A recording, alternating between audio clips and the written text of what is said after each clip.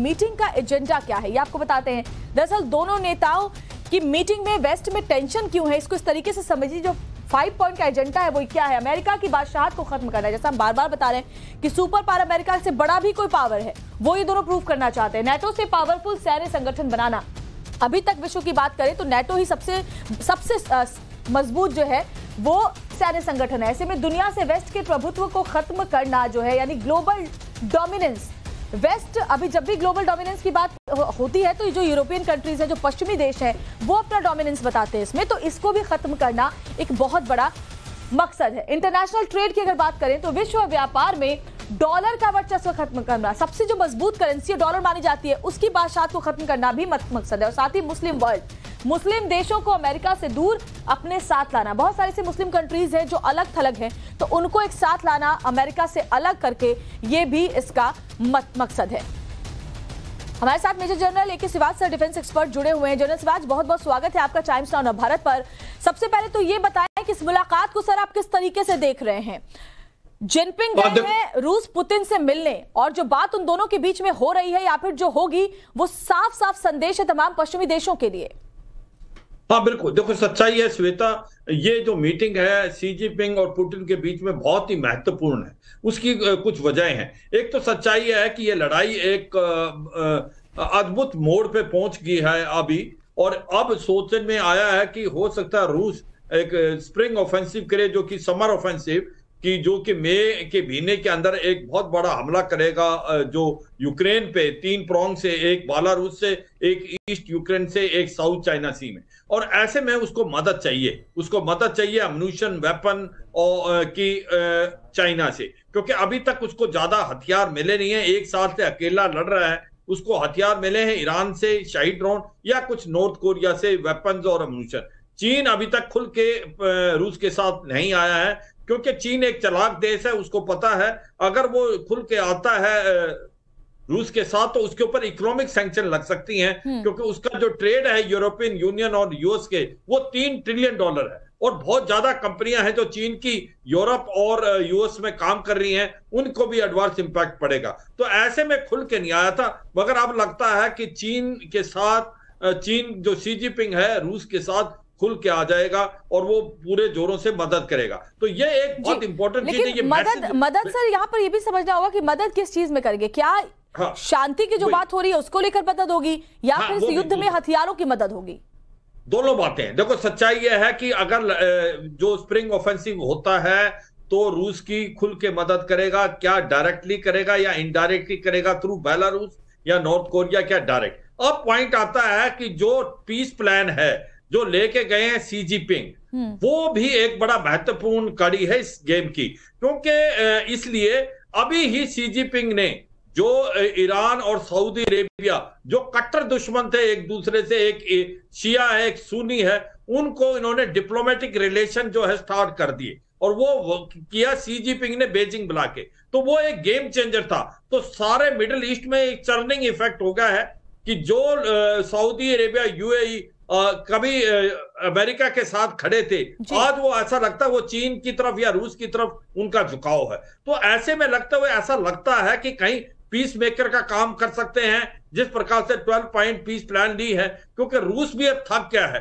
क्योंकि 1 साल से अकेला लड़ रहा है। बिल्कुल सर, आप पीस प्लान की बात कर रहे हैं, और इसी से जुड़ी जो हमारी बड़ी खबर है वो भी है, पहले दर्शकों को वो बताते हैं। यूक्रेन पर भी पुतिन और जिनपिंग में चर्चा हुई है। कल जो बातचीत हुई है दोनों नेताओं के बीच में, और जिनपिंग के पीस प्लान का स्वागत, ये बात पुतिन ने कही है। साथ ही पुतिन ये भी कह रहे हैं कि हम हमेशा से बातचीत के पक्षधर रहे हैं, हम चाहते रहे हैं कि बातचीत के जरिए ही इसका समाधान निकले, और हमारी जो दोस्ती है वो वर्ल्ड ऑर्डर तय करेगी। ये बड़ी बात पुतिन की तरफ से कही गई, यानी कि चीन और रशिया की जो दोस्ती है वो एक नया वर्ल्ड ऑर्डर तय करेगी। तो हमारी दोस्ती वर्ल्ड ऑर्डर तय करेगी। यूक्रेन को लेकर भी बातचीत हुई है। पीस प्लान का स्वागत पुतिन की तरफ से किया जा रहा है। चलिए आपको सुनवाते हैं दोनों नेताओं की बात। पीस प्लान पर पुतिन ने क्या कहा और जिनपिंग ने क्या कुछ कहा। Знаем, что вы исходите из принципов справедливости и соблюдения основополагающих положений международного права, неделимой безопасности для всех сторон. Вы также в курсе, что мы всегда открыты для переговорного процесса. Обсудим, безусловно, все эти вопросы, в том числе и ваши инициативы. 谢总统先生啊，这个盛情的邀请我今天来进行这种1对1的，我们说非正式的朋友之间的这种交谈，我非常愿意啊，和你就两国关系和我们共同关心的各方面的问题深入的交换意见。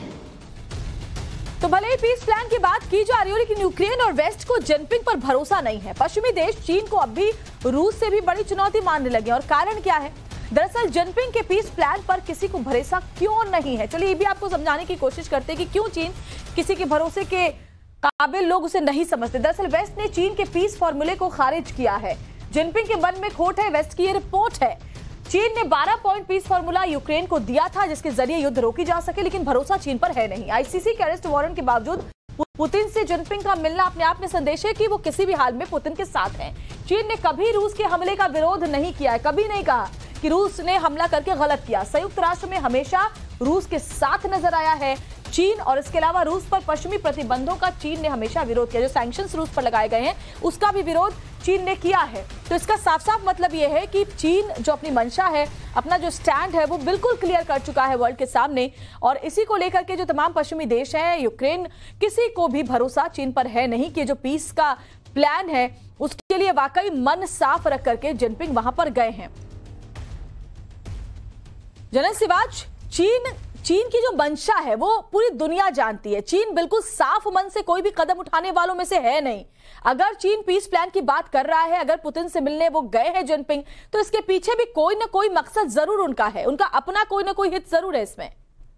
हाँ, सबसे बड़ा हित ये है श्वेता कि आज वो वर्ल्ड के अंदर जो अमेरिका काम करता था, एक छवि थी और दबदबा था, आज चीन देखता है कि वो अब वो कर सकता है जो अमेरिका नहीं कर सकता। जिस प्रकार से उसने ईरान और सऊदी अरेबिया को नजदीक ला दिया, तो एक प्रकार से वर्ल्ड का पीस मेकर, मतलब कि ये दिखाना चाहता है कि आज किसी का दबदबा है वर्ल्ड में तो वो अमेरिका का नहीं, चीन का है। चीन वो कर सकता है जो अमेरिका भी नहीं कर सकता। मगर सच्चाई यह है कि सऊदी अरेबिया, ईरान का जो केस था वो अलग था, उसमें वाकई चीन न्यूट्रल था, वो किसी की तरफ झुकाव नहीं था। मगर इस जो पीस प्लान के अंदर ये सच्चाई, इस लड़ाई के दौरान में शी जिनपिंग हरदम पुतिन के साथ खड़े हुए, तो वो एक इंटरेस्टेड पार्टी है, वो हरदम उनका झुकाव रूस की तरफ रहा है। रूस का उन्होंने यूनाइटेड नेशन सिक्योरिटी काउंसिल में भी हरदम साथ दिया। मगर फिर भी ये जो पीस प्लान है हो सकता है कुछ आगे बढ़े। उसकी वजह यह है कि रूस अब लगता है कि उसको महसूस होने लगा कि आगे वो कुछ ज्यादा ले नहीं पाएगा, और वो भी पीस प्लान के फेवर में है। अब डिपेंड करता है यूक्रेन क्या करता है। यूक्रेन अकेला कर नहीं सकता जब तक यूरोप कुछ नहीं बोलेगा, या नाटो और अमेरिका। अब सच्चाई है कि क्यों रूस कह रहा है कि हम बात करने के लिए तैयार हैं, क्योंकि उसने जो इलाका है एक प्रकार से ईस्ट से लेके साउथ तक, जो अभी डोनबस का, जापोरिजिया और खारासोन जिसको वो बफर जोन कर रहा है, वो अभी उसके साथ है। उसको लगता है कि अगर ये इलाका भी मेरे पास रहे और क्रीमिया रहे तो शायद आगे पीस प्लान चल सकती है। तो ये तो सच्चाई है। रूस मेरे को लगता है काफी इंटरेस्टेड है। वह यूक्रेन क्या इंटरेस्टेड होगा, क्या नाटो और अमेरिका उसको इंटरेस्टेड होने देंगे, ये तो समय बताएगा। मगर ये सच्चाई है कि शी जिनपिंग जो भी कार्रवाई कर रहा है वो अपने हित के अनुसार कर रहा है, और जिस प्रकार से किसी प्लान को मन में रख करके वहां पर वो पहुंचे। लेकिन इस बीच एक और जो बड़ी खबर है सर, वो ये कि जापान के प्रधानमंत्री ने भी एक बड़ा धमाका किया है। अचानक कीव जाने का उन्होंने फैसला किया, और जो भारत में थे, भारत से सीधे पोलैंड पहुंच गए जापान के प्रधानमंत्री, और ट्रेन से अब यूक्रेन जा रहे हैं। फूमियो किशिदा, तो बड़ी खबर आपको बता रहे हैं। पहले भारत आए, जहां प्रधानमंत्री नरेंद्र मोदी से मुलाकात हुई, उसके बाद सीधे देखिए कोई प्लान नहीं था कि यहां से वो यूक्रेन चले जाएंगे। लेकिन जैसे ही जिनपिंग पहुंचते हैं रूस, उसके बाद किशिदा पहुंच जाते हैं पोलैंड, और पोलैंड से ट्रेन के रास्ते वो अब राजधानी कीव जा रहे हैं, यानी कि ज़ेलेंस्की से मुलाकात वो करने वाले हैं। इस पर भी और बेहतर तरीके से समझेंगे हमारे डिफेंस एक्सपर्ट से। लेकिन आपको ये बताते हैं कि एक तरफ चीन के राष्ट्रपति रूस दौरे पर हैं, तो चीन के दुश्मन जापान के प्रधानमंत्री यूक्रेन पहुंच रहे हैं। ये फैसला उन्होंने अचानक लिया है, आनन फानन लिया है और दिल्ली में लिया है। दिल्ली से उनका विमान सीधे पोलैंड पहुंचा, और वहां से वो ट्रेन के जरिए यूक्रेन की राजधानी कीव पहुंच रहे हैं, जहां राष्ट्रपति ज़ेलेंस्की से उनकी मुलाकात होगी। लेकिन इन सब के बीच दुनिया 3 धड़ों में बढ़ती नजर आ रही है। पहला धड़ा वो जो रूस के साथ है, दूसरा अमेरिका के साथ है, और तीसरा धड़ा वो मुल्क है जो कि बैलेंस्ड है, तटस्थ है। न अमेरिका के साथ न रूस के खिलाफ। चलिए आपको बताते हैं उन तीनों फ्रंट्स के बारे में और बेहतर तरीके से बताएं कौन कौन से वो देश हैं। तो चलिए यहां पर अगर देखें तो कौन कौन से धड़े, अमेरिका के साथ टीम बाइडेन के साथ और रूस टीम पुतिन, और साथ ही साथ भारत जो थर्ड फ्रंट है, यानी कि बहुत ही बैलेंस्ड अप्रोच है। हालांकि भारत ने हमेशा साफ साफ कहा है कि हम हिंसा के पक्षधर नहीं है, युद्ध के पक्षधर नहीं है। तो यूरोपियन यूनियन टीम बाइडेन में है, टीम पुतिन में कौन है? चीन है। और जो थर्ड फ्रंट है उसमें कौन सा देश है? इजराइल है। एक एक करके देखिए इन तीनों धड़ों के बारे में। टीम बाइडेन में ऑस्ट्रेलिया भी है, टीम पुतिन में क्यूबा है, और थर्ड फ्रंट यानी कि बैलेंस्ड अप्रोच के साथ हंगरी है। थर्ड फ्रंट के साथ ब्राजील है, टीम पुतिन के साथ ईरान है, और टीम बाइडेन के साथ कौन है? कनाडा है। इसके अलावा देखिए कौन कौन से और देश है। बेलारूस है टीम पुतिन में, अब जैसा कि हमेशा सहयोग कर रहा है, बेलारूस की जमीन का भी इस्तेमाल अब हमले के लिए हो सकता है। जापान है टीम बाइडेन में, तभी तो जापान के जो प्रधानमंत्री है वो पहुंच रहे हैं ना यूक्रेन राजधानी कीव। थर्ड फ्रंट में कौन है? यूएई है। तो ये तमाम जो देश है अलग अलग धड़ों में बटे हुए हैं। नॉर्थ कोरिया टीम पुतिन में है, क्योंकि नॉर्थ कोरिया टीम पुतिन में इसलिए है क्योंकि जैसा कि आप जानते हैं उनकी भी दुश्मनी है अमेरिका से, पश्चिमी देशों से। साउथ कोरिया किसमें? टीम बाइडेन में, क्योंकि नॉर्थ कोरिया साउथ कोरिया पे अटैक कभी भी कर सकता है, इसको लेकर के भी डर है और इसीलिए वो अपनी अपनी टीम्स में है। मंगोलिया किसमें है? बैलेंस्ड अप्रोच वाले में, थर्ड फ्रंट में है। तो ये एक एक करके हमने आपको बताया कि ये जो तीन धड़े बटे हुए हैं उसमें से कौन कौन से देश किस किस धड़े में है। इससे आप बेहतर तरीके से आप समझ पाएंगे कि रूस के साथ कौन है और रूस के खिलाफ कौन है। जनरल सिवाच, हमने एक एक करके उन तमाम देशों के बारे में अपने दर्शकों को समझाया कि कौन कौन से वो देश है जो अपना अपना मत रखते हैं, अपनी अपनी जो बिलीव है और जो उनकी सहयोगिता है वो किसके साथ रखते हैं। लेकिन जरा ये बताइए कि जापान के प्रधानमंत्री का अचानक यूक्रेन की राजधानी कीव पहुंचना, क्या ये सीधा सीधा संदेश है चीन को?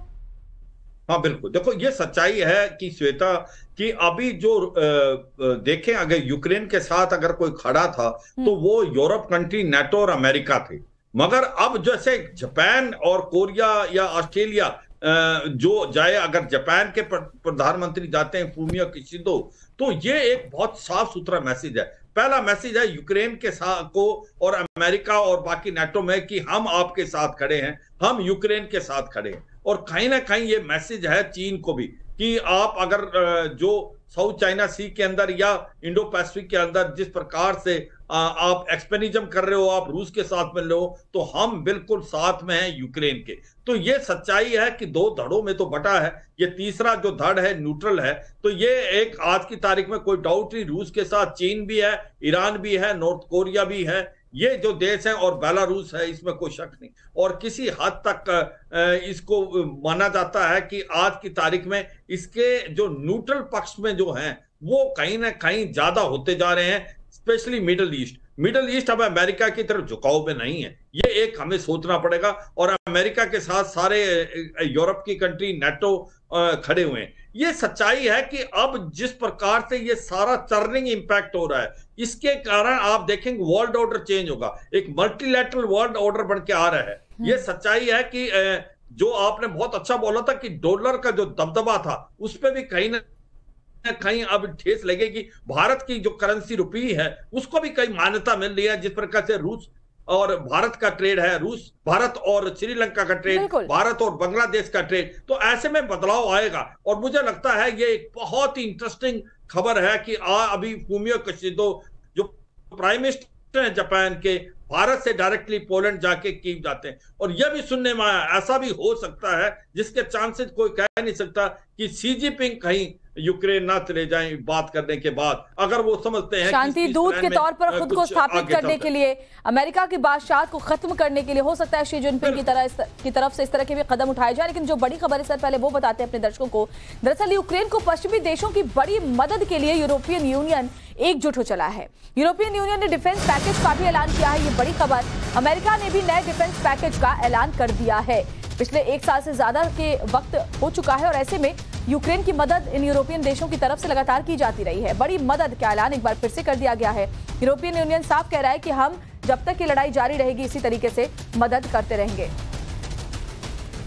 तो देखिए वेस्ट ने भी ऐलान कर दिया है कि अगर रूस इसी तरीके से अटैक करना जारी रखेगा तो मदद भी जारी रहेगी, मदद को नहीं रोका जाएगा, ताकि जंग के मैदान में यूक्रेन इसी दमखम के साथ डटा रहे। तो यूरोपियन यूनियन ने क्या किया है, यूक्रेन के लिए एक नया फंड बना दिया, फंड रेज कर दिया है। 2 अरब यूरो के हथियार अब यूरोपियन यूनियन यूक्रेन को भेजेगा। अमेरिका ने भी नए डिफेंस पैकेज का ऐलान कर दिया। अमेरिका लगातार मदद कर रहा है। $350 मिलियन के हथियार अब अमेरिका की तरफ से भी भेजे जाएंगे यूक्रेन में, यानी यूक्रेन अभी लड़ता रहे, ऐसा ये तमाम देश चाहते हैं। ये सब चाहते हैं कि ये लड़ाई इसी तरीके से जारी रहे।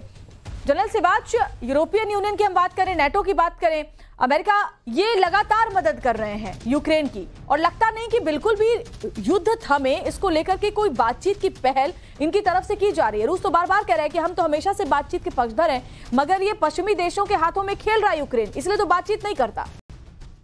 देखो, सच्चाई यह है कि जेलेंस्की ने साफ सुथरे शब्दों में बोला है कि अगर मुझे मदद नहीं मिली तो मैं लड़ नहीं पाऊंगा। और यह सच्चाई है कि रूस एक बहुत बड़ा मेजर ऑफेंसिव प्लान कर रहा है, जिसको स्प्रिंग ऑफेंसिव है, जिसमें बताया 3 लाख के जमावड़ा बना लिया, बस्तरबंद गाड़ियां, टैंक्स, आर्टी गन। तो अगर मुकाबला यूक्रेन ने आगे करना है तो उसको हथियार चाहिए, और अभी जो हथियार है बार बार जो यूक्रेन कर रहा है, मुझे ऑफेंसिव हथियार चाहिए, मुझे टैंक चाहिए। अभी जिस प्रकार से मेन बैटल टैंक है चैलेंजर 2 ब्रिटेन का, उसके बाद लेपर्ड 2 जर्मनी का, इब्राहिम एम जो है अमेरिका का, उसको अभी फाइटर एयरक्राफ्ट चाहिए, मिग 29 पोलैंड और स्लोवाकिया दे रहा है। कहने का मतलब यह है कि यूक्रेन कह रहा है कि अगर मुझे लड़ना है तो आपको मुझे हथियार देने पड़ेंगे, और ऑफेंसिव हथियार देने पड़ेंगे, और अगर ऑफेंसिव हथियार नहीं दिए तो मैं लड़ नहीं पाऊंगा। यह सच्चाई है। तभी $2 बिलियन का अभी जो इन्होंने नया बजट पास किया है, उससे बहुत जरूरी है। हाईमार्स चाहिए उसको, M777 अल्ट्रा लाइट